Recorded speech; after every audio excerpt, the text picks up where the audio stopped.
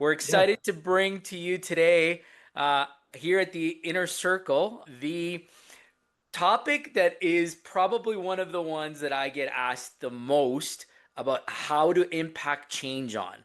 And this is the second line leaders, right? This is those leaders that are really the critical ones in your organization because they're the ones that get tasked with doing. And they're the ones that have to accomplish the heavy lifting a lot of the times in your organizations. But they can also be the ones that you may end up carrying and lifting if they can't lead for themselves.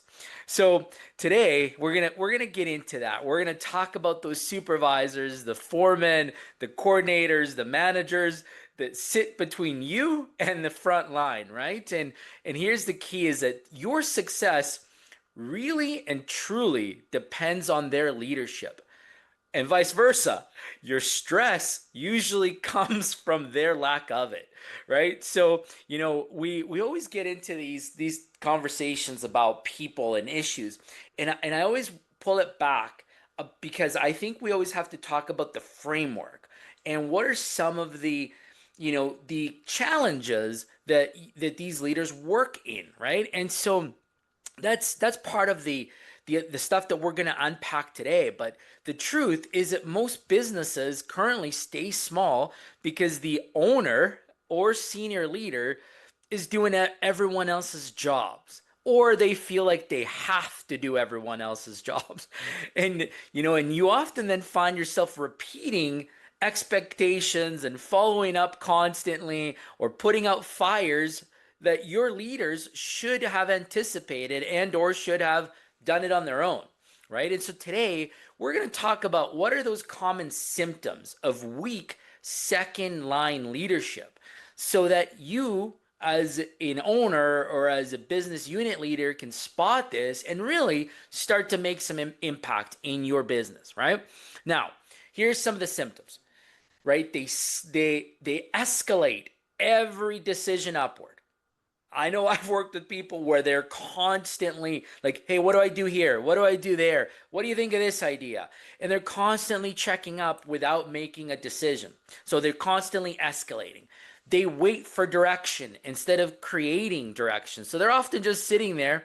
They know that the house is on fire, but they're not ringing the fire bell. They're not getting the extinguisher. They're just sitting there waiting, right? And they manage tasks. This is another symptom. This is critical. They're great at managing tasks, but not the outcome, right? And that's what the mind shift that you need to talk to them about. And here's one that I think is super critical. They generally avoid conflict. They become the Mm. buddies of the field staff and they can't hold accountability. So that's a major one that you want to look out for when identifying symptoms of weak second line leadership. Okay. The next one is that they let poor performance slide. They let the bar get dropped down, and that then Mm. becomes the normal. And that is where you then start to spin more wheels. Okay. And you often feel like you're babysitting adults. Now, I know when I've gone into some organizations and they tell me, come fix this organization, come help fix this team because it's broken. And I go in there and I will tell you that generally the majority of the problem lies here in the second line leaders. That's generally the most impactful change that I can make when I go into organization and start to look to how do we reset it. So here's some of the leadership standards to reset and ensure that you get field experience out there. Three major gaps that show up again and again. Number one, not following through and dropping commitments. That's Mm. number one, right? And so, how do I engage this? The first thing that I do is that I like to task them with show me your completed to do list. And we start to monitor what are the completion rates on their to dos and their tasks. And you'll start to quickly see those that avoid completing tasks on time. So, they're not following through. Okay. The next one is excuses, blame games, and zero ownership. Who's worked for teams where you constantly like pointing fingers? It was that person. It was this thing. It was that. And I always tell people, listen, if you're gonna come to me and blame Superman on stuff, Like, I'm going to find out the BS real quick and we're going to address it, right? Like, we're not going to let that happen. And the third one, which I touched on a little bit already, and I believe it's, again, one of the most critical ones, if not the most critical, is avoiding tough conversations. I often hear this, right? They're like, hey, but so and so's been here so long. He's earned it. We got to do this. We got to do that. Like, no, no, you don't, right? Everybody here's accountable. I'm accountable. You are. We're all here to do this, together. They have to step up. We all have to do that. So avoiding those tough conversations is one of those standards and resets that you as a business owner and leader have to be able to identify. Because if you don't, those weak leaders will drain your time and energy, right? They will do it. They will frustrate you. They will make you go crazy.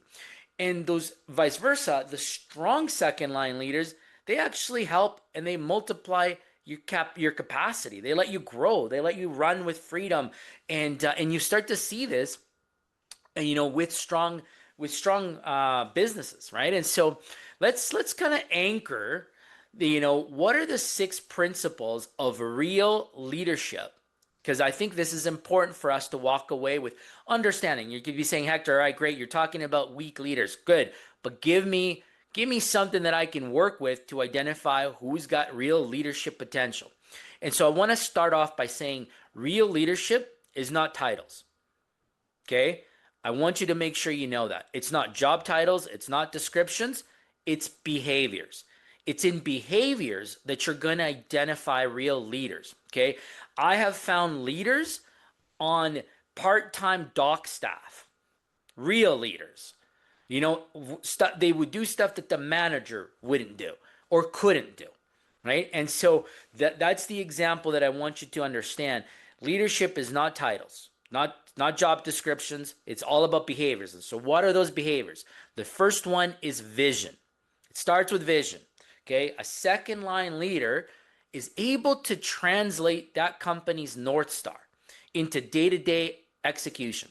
They can tell you what it is you're trying to achieve without hesitation. They see it, they understand it, they get it. And what's cool about this is that because they get it, they can also create clarity for their teams and the people they work around with, right? They're able to communicate that and close that gap. So if you can ask your team members to explain to you vision, what's the vision of where you're going? And if they're aligned and they understand it and can communicate it back to you, there's point number one. You get it. This person's a leader. Okay. The next behavior that's super important is integrity. Those leaders that are doing the right thing, they do it without supervision. They don't need, they don't need you to be there having eyes on them. They just go about doing it. And what I really like about those that have integrity is that pressure does not give them permission to bend the standards or the rules. In fact, when the pressure's on, you generally see them lean to integrity even more, and they actually continue to do the right things even more. So that's something that is really critical about the second behavior. Okay? And the third one is actions. Leadership is proven through behaviors, as we talked about, and not intention. And so they take initiative. They move fast and they solve problems early. They're not sitting on the sidelines waiting for you to tell them the house is on fire. They can see the smoke and they're going to go out there and deal with it, right? That's how quickly they move. They're not waiting for you to give them those actions or directions. And the fourth one is empathy. They understand their people, right? Not to enable weakness, it's just critical, but to lead effectively. And what do I mean by this? Is look, they get to know their people at the core level. They understand what motivates them, okay? Not to become their buddy and friend, but really to understand what is their core value and how do you align their core values with the goals and core values of your organization.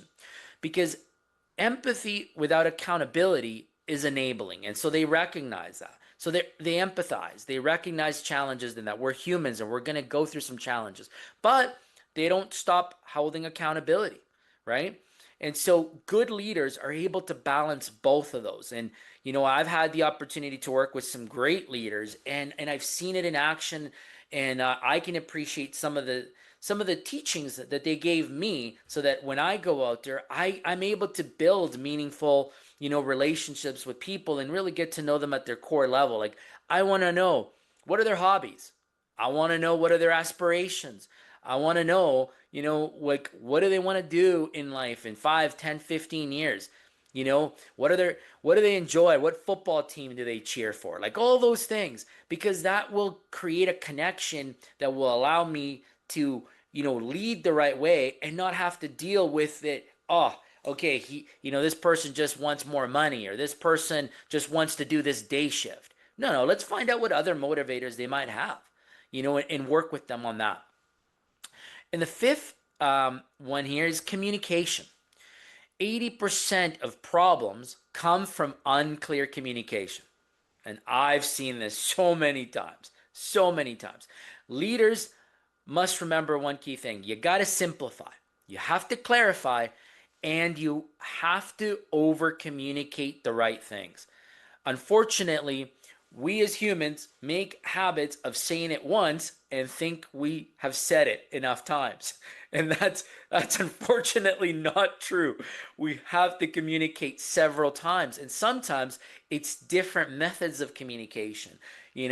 Understanding that some people may just prefer a phone call versus an email or a text, and vice versa. So you have to understand their method, or their preferred method of communication, so that you can really connect. And the last one, and most important, is accountability. This is the backbone of leadership. If a second line leader cannot hold their team accountable, or hold the line, as I like to say, they and you and your whole organization cannot scale. You won't be able to do it. You will be sitting idle, you will be sitting frustrated, and worst off, you will probably lose money. And that is going to be the biggest pain point that is going to wake you up, right? So these six principles together create leadership autonomy. That's where you want to get to. And I like to call these like level 3 leaders. And Willie, you know all about my scales of level 1, 2, and 3. We built them before in organizations. And like, when you get to that high performing team, that high performing leadership, they have autonomy. They own their results, they own their accountability, and they're getting things done the right way. And there's no babysitting, no micromanaging. All that stuff goes right out the window, because they get it. And so they're driven through that. They're motivated through the right ways. And so when I say no babysitting, right, the goal of leadership is that simple: stop the babysitting. Folks, Mhm. stop allowing it. Don't you're not paid to be a babysitter. Like, that's not your job. And that shouldn't be the function. Your job's to lead. So Mhm. how do you lead, right? And that's to move people from dependence to independence, and then into ownership. Like, that's the key: is they become independent, they're self-reliant, and then they own it. They own their actions. And that is the structure that's required. That's how you really solidify the foundation that will allow your business to scale. Now, a lot of the times you might be thinking, well, I'm just starting off my business and it is just me right now, or it's just a couple of us. That's okay. Don't undermine this information, because this will become critical at the point where you start to maybe even bring in subcontractors as you scale up. And your subcontractors need to show these leadership behaviors as well, or they will also become part of your babysitting crew that you're going to have to deal with. And then, of course, as you really start to scale up, they will become critical. That line will become critical for you as you start to grow your teams and create the right culture in your organizations. So let's go through the decision making ladder. And this is the sort of concepts that I talk about, like the levels. Okay, this stuff really makes me quite excited, because I'm about to actually launch it in an organization, and I'm really excited for this. So what are levels 1 leaders? Well, I'll give you an example. They come to you and they say, "Hey, Willie, I have this problem. What should I do?" That's a level 1 leader. If you're getting that on and off, that's a level 1 leader. Recognize it, mark them, peg them. That's what it is. Okay. Here's a level 2 leader. They come to you and they say, "Hey, Willie, got this problem, but here's what I think we should do." Now they're recommending. Okay. Mhm. That's a level 2 leader. They're making recommendations. They're not taking action quite yet, but they're like telling you what they think they should do, and they're just validating with you, but they're still checking in. So therefore, still level 2. Okay. Now as you get to level 3, now we're talking. This is when we're cooking. Okay. This is when you're starting to show real leadership. And this is when they come to you with, "Hey, Willie, here's the problem. Here's what I did. And here's why. It's how I Mhm. solved it. This was my reason behind it. And here's the outcome." Okay. Now they've decided, they've taken action, and they're doing it on their own without your input. They're coming to let you know, because in case they made the wrong decision, you're going to be able to correct them, right? But I caution on the correction piece, let them fail a couple times. As long as they're not big F ups, you can generally live with it, right? But take the opportunity to allow them to make a couple boo boos, because they're going to learn from them, and then they're going to get better every single time. So that's your level 3 leader. And that's where you start to get into high performing leaders. And then you get to the ultimate level, which is level 4. This is where they own it. They come to you with, "Hey, Willie, we foresee that there's going to be an issue here. In about 2 3 weeks, this is what's going to happen, but don't worry, here's the plan. Here's what I have in place.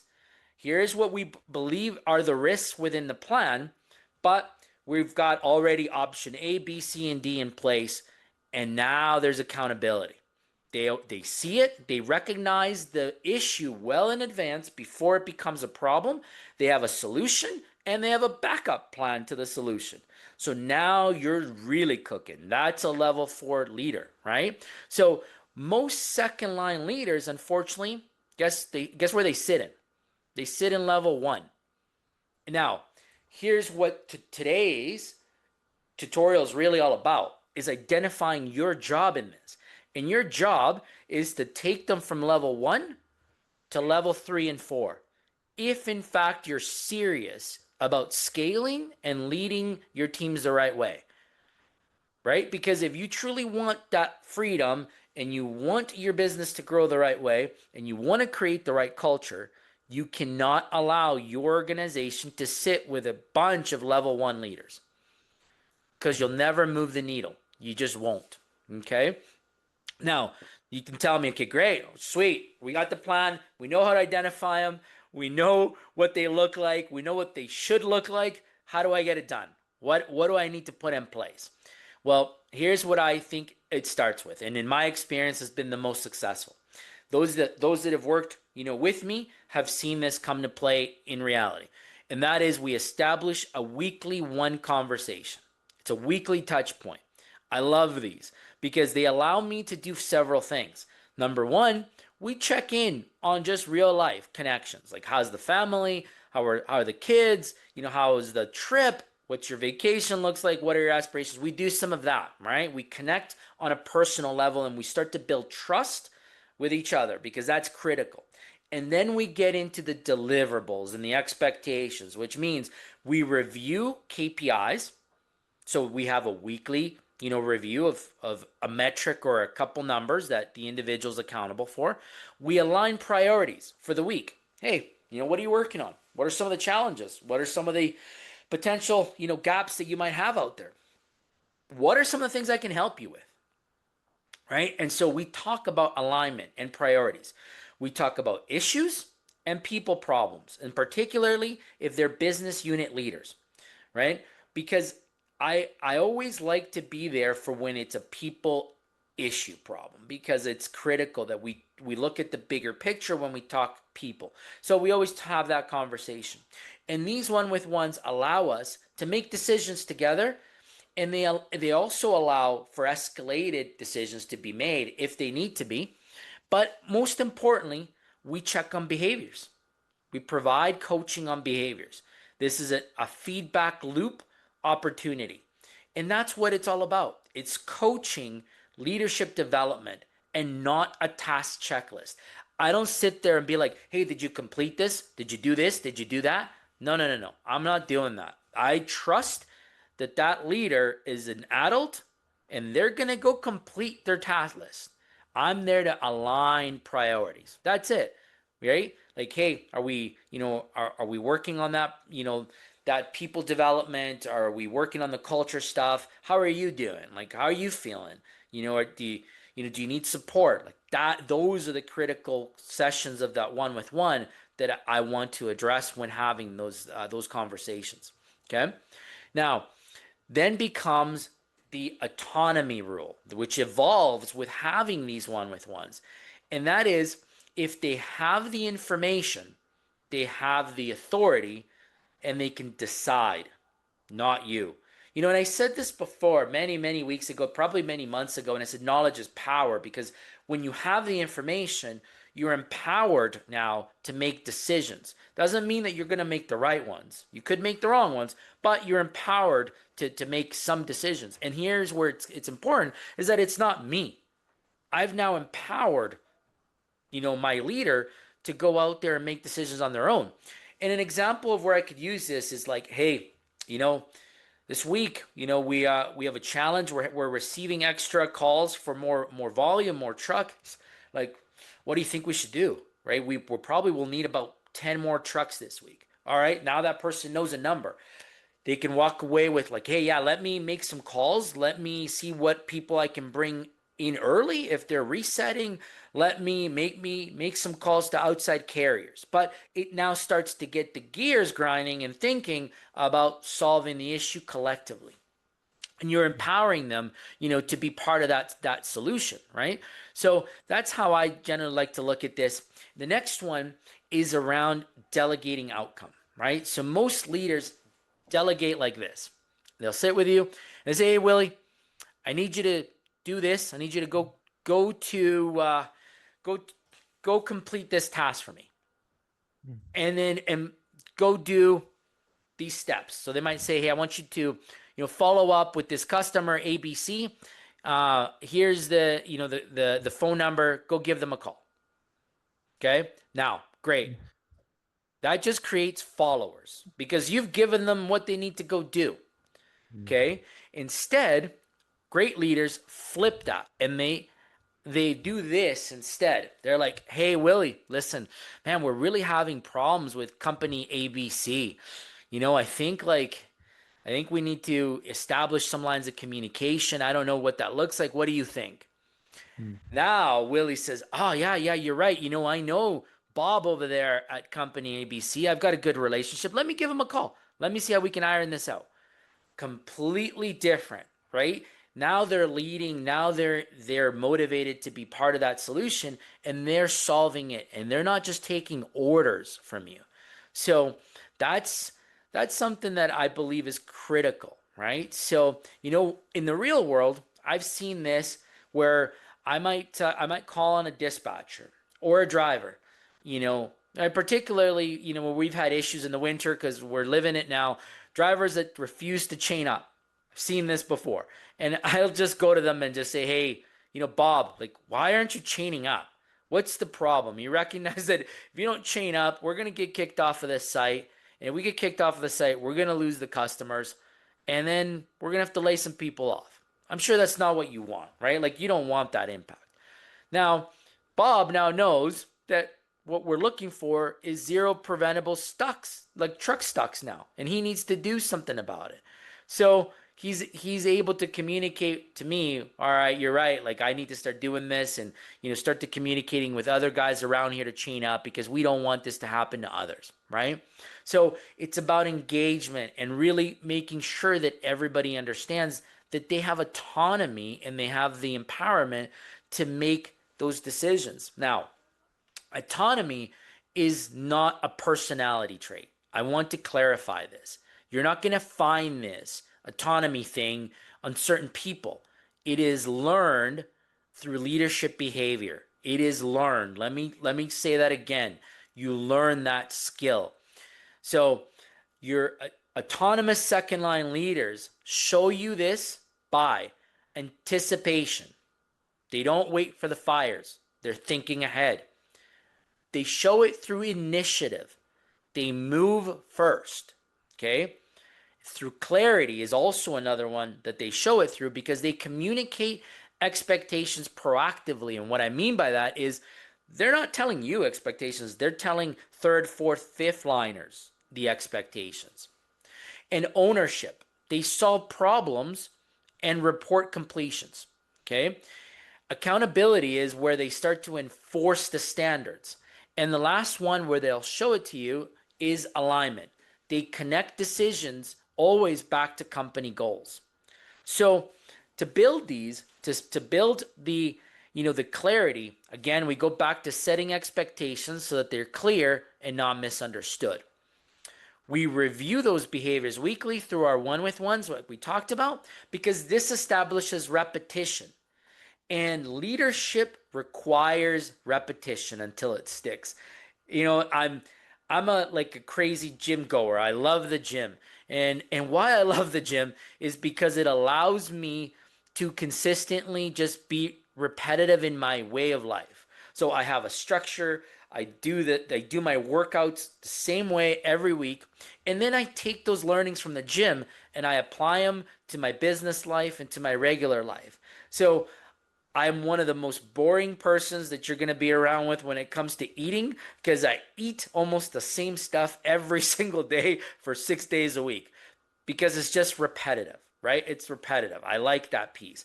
I have structure around my days that builds that. And then what it does is it allows me to teach others the power of repetition so that they can become truly focused on leadership.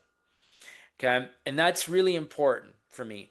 And one of the other pieces that I think that evolves as a leader is, and I said it earlier, is that it starts with identifying that job titles don't make someone a leader, right? Leadership behavior does. And I really don't care about someone's job title.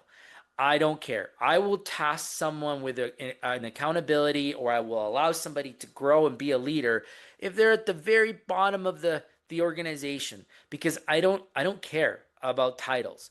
I could care less about my title. I don't care if I'm the janitor of the company. I will always try to lead. And that's something that was taught to me since I was a little boy. And I just want to bring that, to my style of leadership. So, I like to encourage people to look at the same thing. Don't sit there and think that just because of a title, that's the only reason or the only way that you can lead. That's not it. It's all about behaviors. Now, the multiplier effect is that your business will never grow faster than your second line leaders. We talked about that earlier. You cannot be everywhere.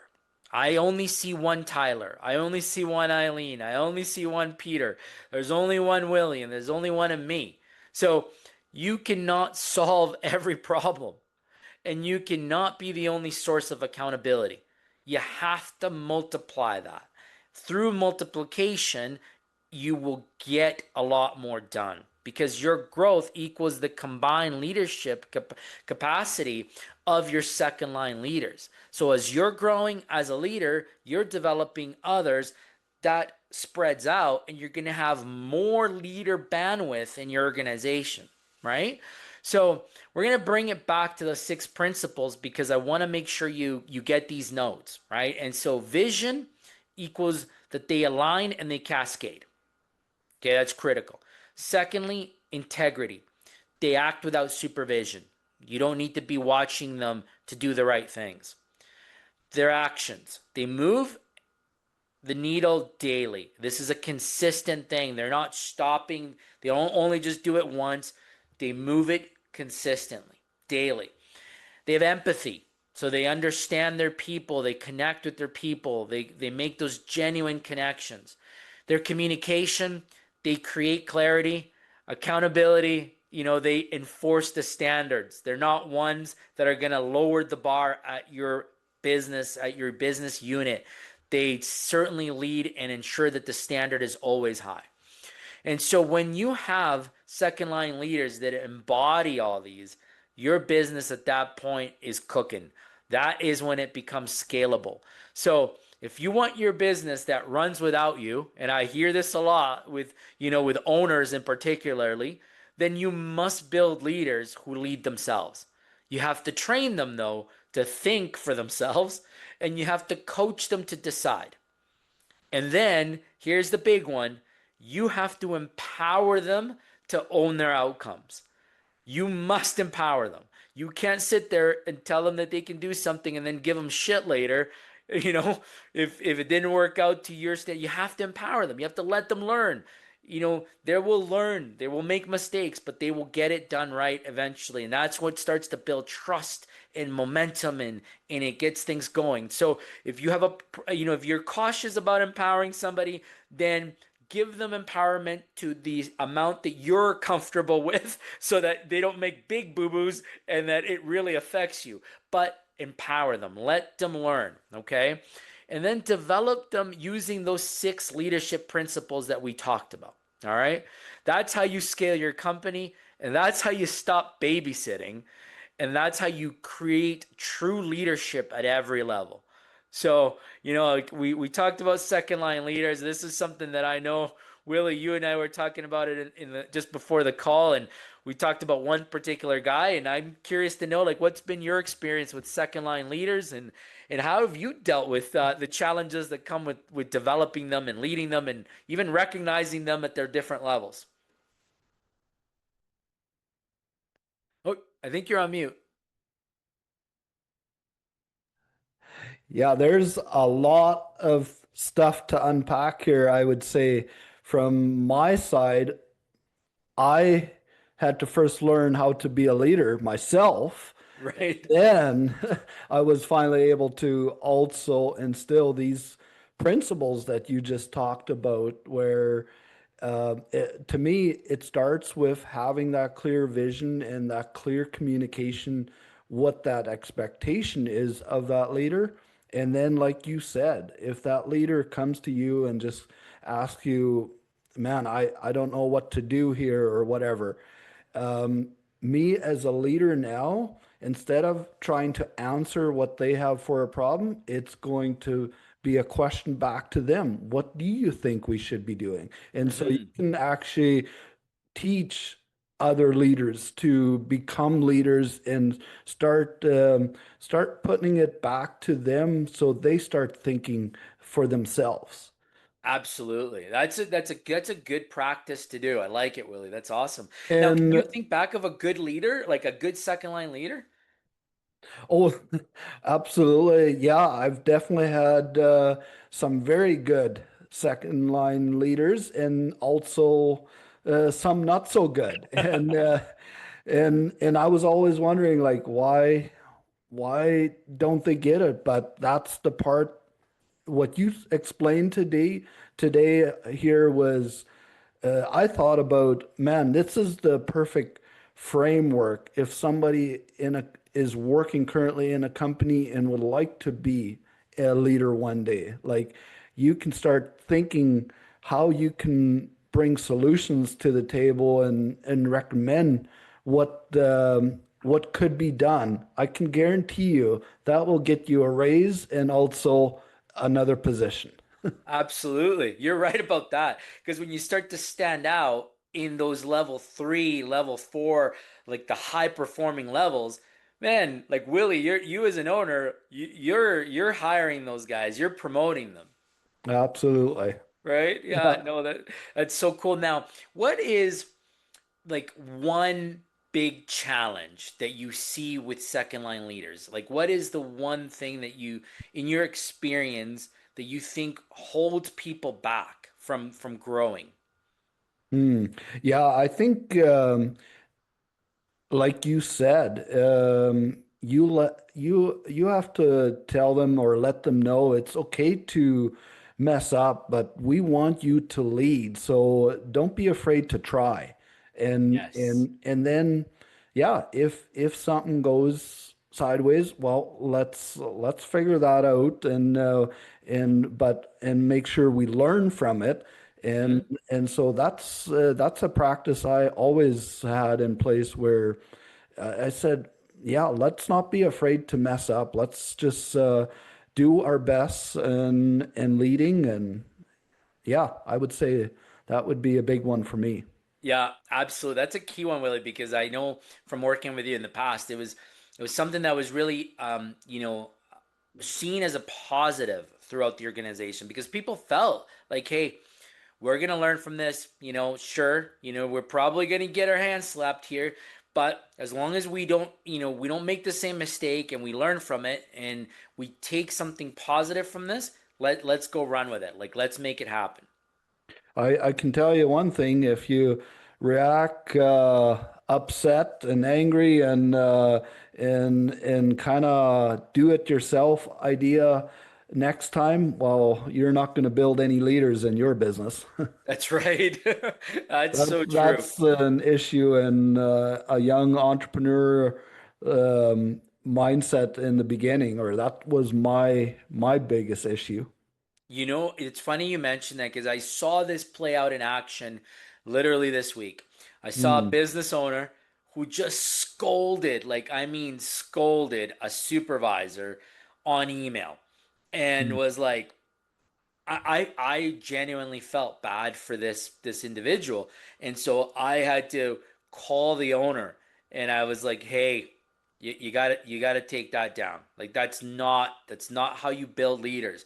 I get it. The supervisor made a royal f up. Like we get it, but those conversations have to be toned down. You have to have a human conversation. Explain the impact. What was the major f up? This is how it affects us as an organization and as a team, and here's what you should have done. But provide learning opportunities, right? And do that privately, not not in a public setting where everybody else gets to see it. And some owners forget that, and they know it's their business, they're the boss. But look, everybody knows you're the boss already. Mm. You don't have to let the world continue to know that. You're already in that spot. And I can tell you that not only do owners do this, but unfortunately, high executives, senior executives have that behavior as well. And it ends up impacting, sort of the future of the organizations because they stunt the growth of those second line leaders.